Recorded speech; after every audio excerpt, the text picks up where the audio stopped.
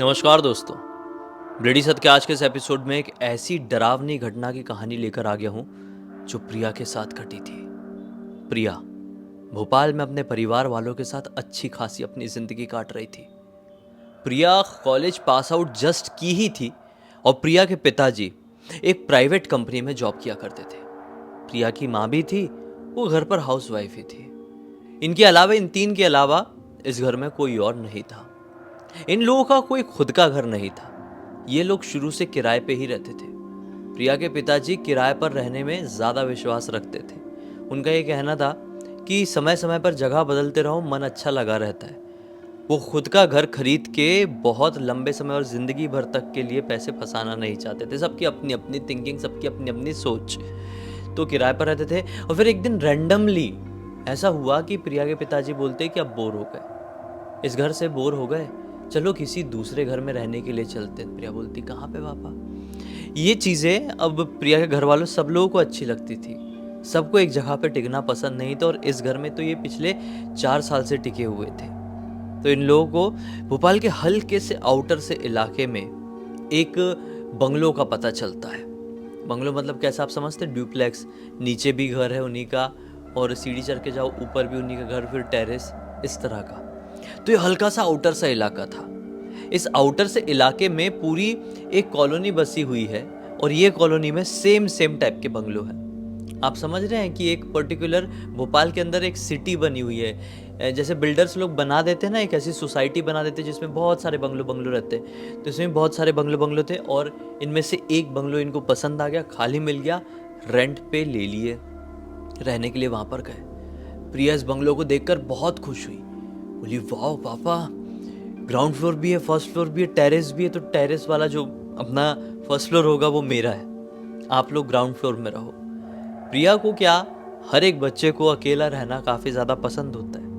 एक particular age group के बाद हर एक इंडियन बच्चे का तो मुझे मालूम है और ऐसा फॉरेन में भी होता होगा, सबको ही ये बहुत अच्छा लगता है कि उनको एक प्राइवेट रूम मिल जाए, उनको थोड़ी प्राइवेसी मिले।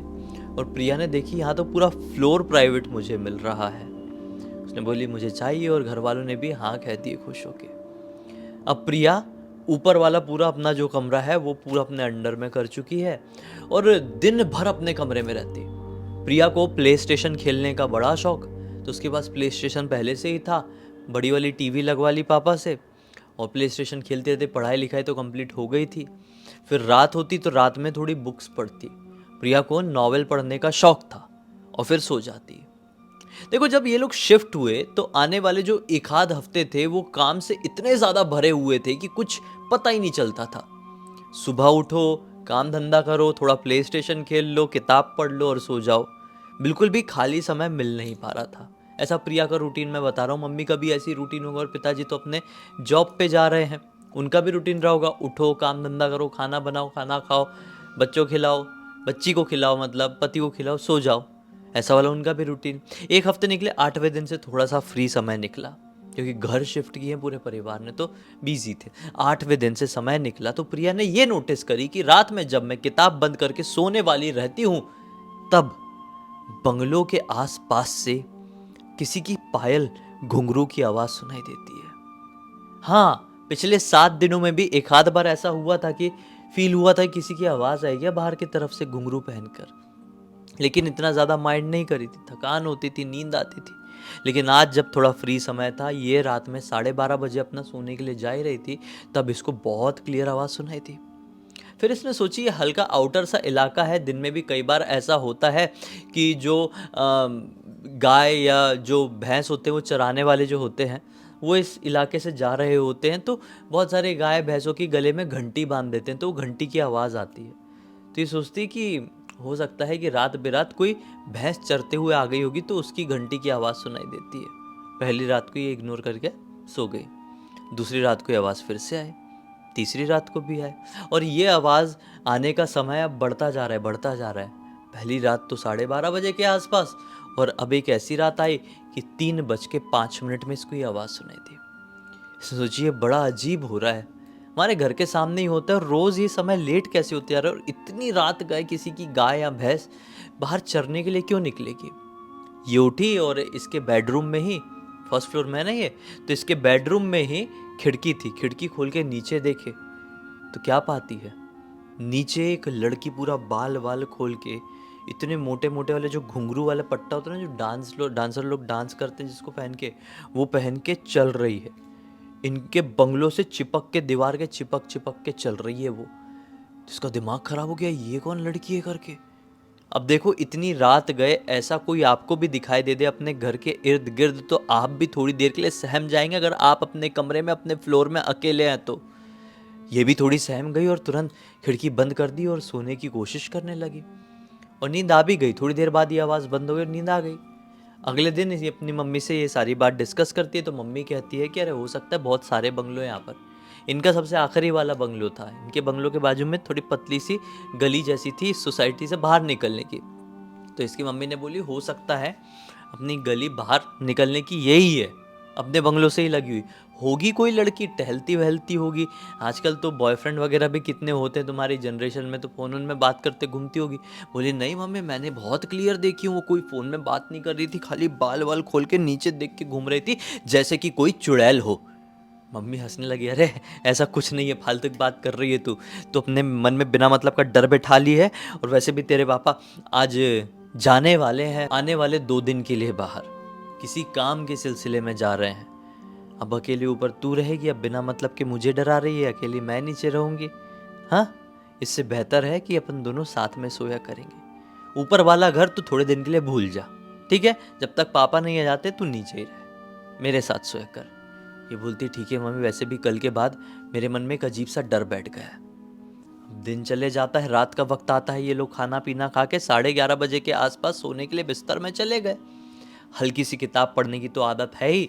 लेटे लेटे मम्मी सो गई है बिस्तर में, एक ही बिस्तर में सो रहे हैं नीचे वाले फ्लोर में। किताब 1-2 पन्ने पलटी, पढ़ी, बंद करके सोई है। इसको एक सपना दिखाई देता है, एक बड़ा अजीबोगरीब सपना। ये देखती है कि एक बहुत बड़े मैदान में खड़ी हुई है, जिस मैदान में बिल्कुल सूखे सूखे बहुत सारे पेड़ हैं, मरे हुए पेड़। और वहाँ से अचानक से बहुत अजीब सी आवाज़ सुनाई दी। मतलब खुले मैदान में है और खुले मैदान के एक कोने से, एक कॉर्नर से, एक जगह से, एक स्पॉट से बहुत ज़ोरों की आवाज़ सुनाई दी। ये ज़मीन अचानक से हिलने लगी। ये ज़मीन की तरफ नोटिस करिए कि ज़मीन कैसे हिल रही है। और फिर सामने उस तरफ देखी जिस तरफ से आवाज़ आ रही थी वापस से, तो क्या पाई कि ढेर सारे लोग एक भूत को, एक समझ लो चुड़ैल, एक शैतान को अर्थी में लेकर आ रहे हैं। और वो शैतान ऐसा बैठा हुआ है, मतलब जैसे मरा हुआ है, समझ लो ऐसा बैठा हुआ है मरे मरे। वो बहुत डरावना दिखाई दे रहा है। इसके सामने लेकर आए हैं, वो अर्थी रखे हैं, और फिर वो शैतान का पूरा जो शरीर है वो फाड़ फाड़ के नॉर्मल इंसान खाने लगे हैं। इसको बहुत जोर का घबराहट हुई इस सपने को देखकर, और डरते हुए एकदम चीख के उठी। लेकिन मम्मी बहुत गहरी नींद में थी, बहुत ज़ोर से भी नहीं चीखी थी, तो मम्मी को पता नहीं चला। लेकिन जब ये उठी तो इसने क्या महसूस करी कि इसके हाथ में, इसके राइट हैंड में बहुत ज़्यादा दर्द और जलन हो रहा है।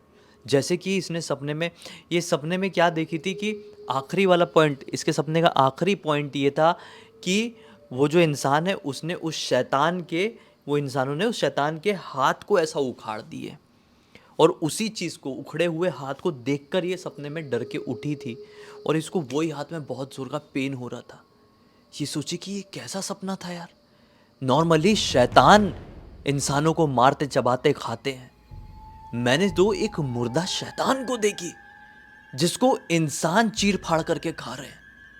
बड़ा अजीब सपना था। इतने में ही ये सब कुछ महसूस कर ही रही, याद कर ही रही है सपने का, कि इसको अचानक से एक ठंडी हवा का झोंका फील हुआ गाल में। सुप करके ऐसा लगा कि कोई इसको छूता हुआ गया, जो दिखाई नहीं दिया, एकदम ठंडा। तो जिस तरफ ही इसको ऐसा फील हुआ कि कोई गया है, हल्का सा ऐसा लगा भी एक रोशनी जैसी गई है। उसने उस तरफ देखी और उस तरफ थी एक खिड़की, इनके कमरे की खिड़की क्लियर देखी है। अब ऐसे देखी ना, हवा के साथ ऐसा देखी, तो क्या पाई कि उस खिड़की के बिल्कुल सामने, मतलब खिड़की के बाहर की तरफ नहीं, खिड़की के अंदर की तरफ, इनके कमरे के अंदर ही खिड़की से लगी हुई एक लड़की खड़ी हुई है। उसके बाल भी ऐसे घुंघराले घुंघराले हैं और खुले हुए दिख रहे हैं।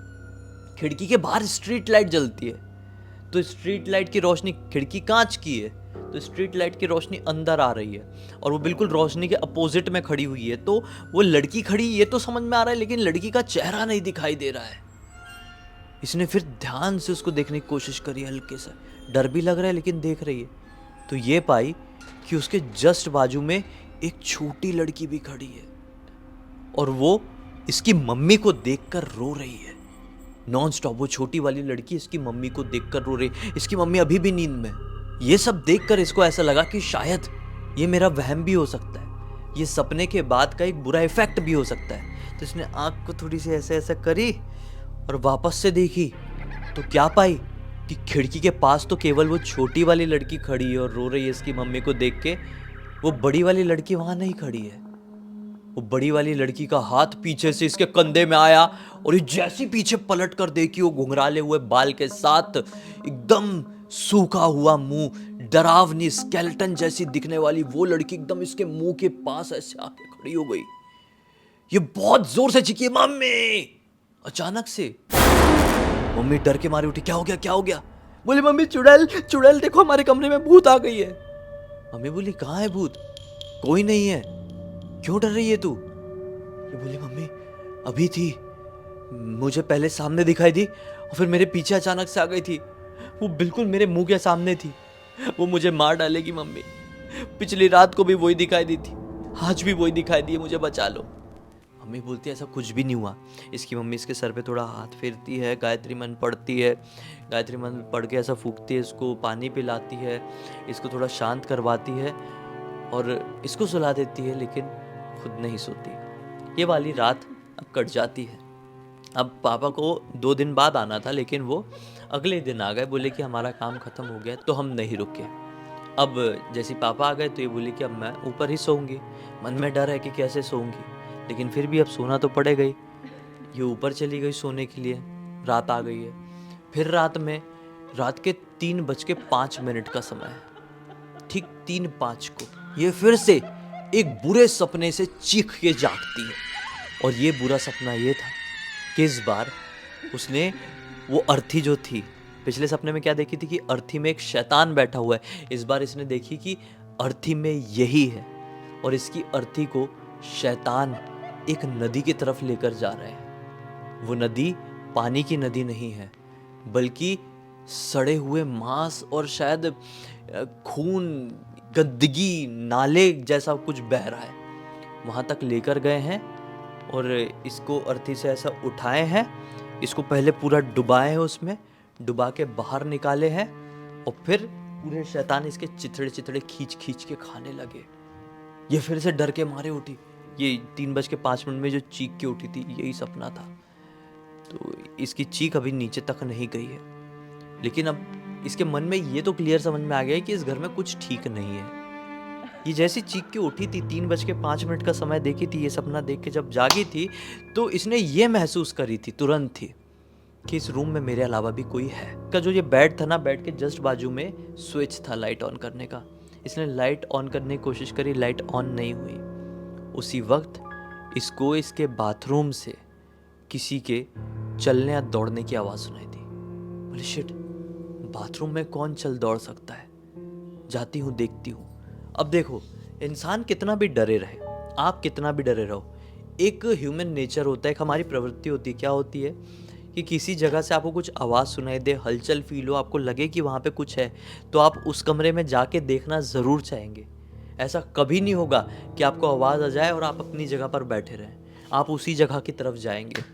और ये भी बाथरूम की तरफ गई। बड़ी हिम्मत करके जैसे बाथरूम खोली तो क्या पाती है कि अंदर एक फंदे में यही लटकी हुई है और इसकी गर्दन ऐसी टूटी हुई है, पूरी आंख वाँख, जीभ वीभ सब बाहर है। और तुरंत ये चीख के हो गई बेहोश। बेहोश हुई तो बहुत जोर से इस बार चिल्लाई थी और फिर धड़ाम से गिरी थी, तो नीचे आवाज चली गई थी। मम्मी पापा भागते हुए आए और देखे कि सब तो नॉर्मल, इसको क्या हो गया। इसको उठा के हॉस्पिटल लेकर भागे। हॉस्पिटल में जब ये जागी तो चिल्लाती रही कि भूत है, चुड़ैल है, मुझे मार डालेगी। मुझे फंदे में लटका डालेगी, मेरे चितड़े चितड़े नोच नोच के खा जाएगी, यही बोलती रही। आप विश्वास नहीं मानोगे, उस दिन के बाद से आने वाले 2.5 सालों तक इसका दिमागी संतुलन खराब रहा। कहाँ कहाँ इलाज नहीं हुआ। सबसे पहले चेन्नई लेके गए, फिर नागपुर में एक हॉस्पिटल है, आप लोगों को पता होगा, वहाँ पर लेकर गए, फिर आगरा में लेकर गए, फिर रांची में लेकर गए। बहुत सारी जगहों में बहुत ज़्यादा खर्चा किए।